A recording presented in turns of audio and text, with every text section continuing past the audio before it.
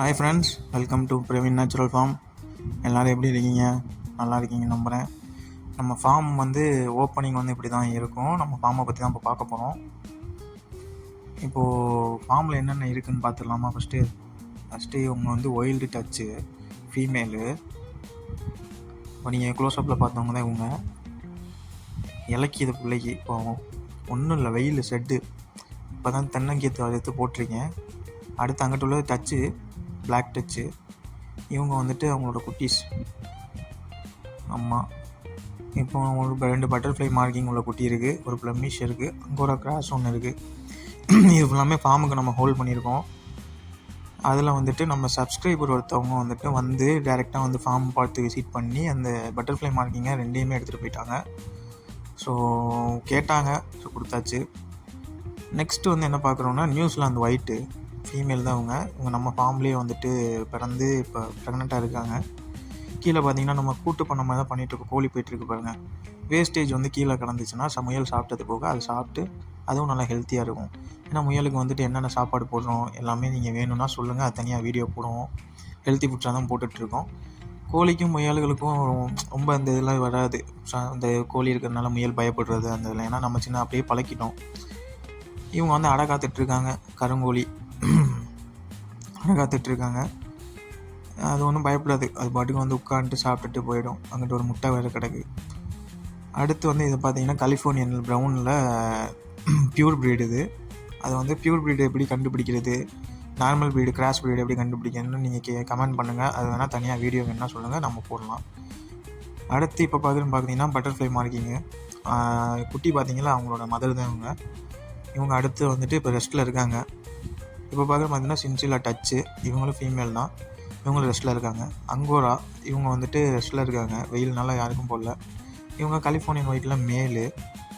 இவன் கொஞ்சம் இப்போ தான் 6 மாதம் ஆகுது, இன்னும் 2 மாதம் வெயிட் பண்ணிட்டு வச்சு தான் இவனை ப்ரீடிங் போடணும்.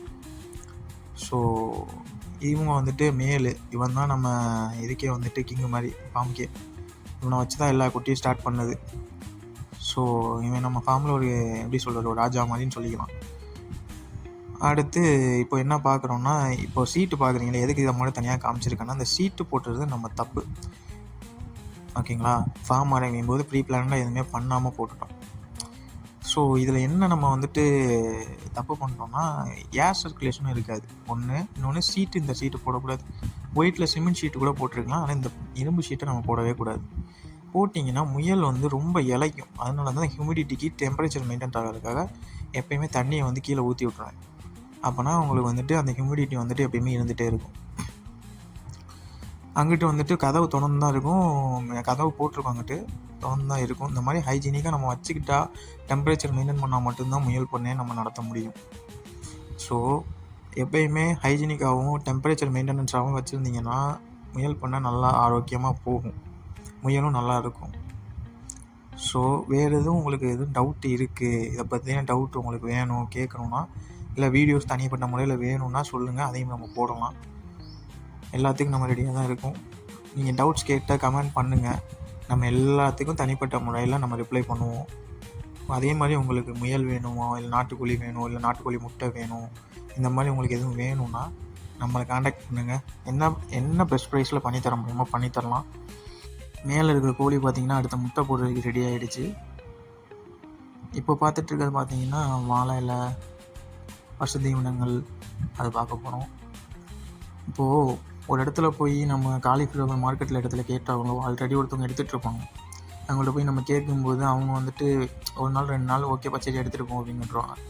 கண்டினியூவாக வாங்கும்போது அவங்க இத்தனை நாள் அவங்க எடுத்துகிட்டு இருந்தது கொஞ்சம் குறைஞ்சிச்சின்னா கொஞ்சம் அவங்களும் என்னடா அது, நல்லவங்களாக இருந்தால் ஓகே, சில பேர் நமக்கே பத்தலையே அப்படின்னு சொல்லிட்டு சில டைம் அவாய்ட் பண்ணிடுவாங்க. அதுக்கு என்ன பண்ணலான்னா, இப்போ பார்த்துட்டு இருக்கிறது வேலி மசாலு. நம்ம ஊர் கிளைமேட்டுக்கு இது நல்லா சூப்பராக வளரும், நல்லா மெயின்டைன் பண்ணோன்னா.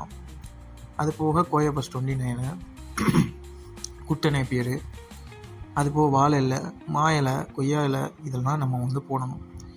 எல்லாமே இந்த காலிஃப்ளவர் இலை, முட்டைக்கோஸு இதெல்லாம் போடுறாங்க. இதெல்லாம் போட்டால் என்ன ஆகும்னு நான் சொல்கிறேன். குட்டிகள் சாப்பிடும்போது ஃபஸ்ட்டு ஒரு 10 நாள் 15 நாள் வரையும் நல்லா இருக்கும், பெருசாகிற வரையும் நல்லா இருக்குன்னு வச்சுக்கோங்களேன். அதை என்ன பண்ணலான்னா, நம்ம கறிக்கு தான் போடலாம்.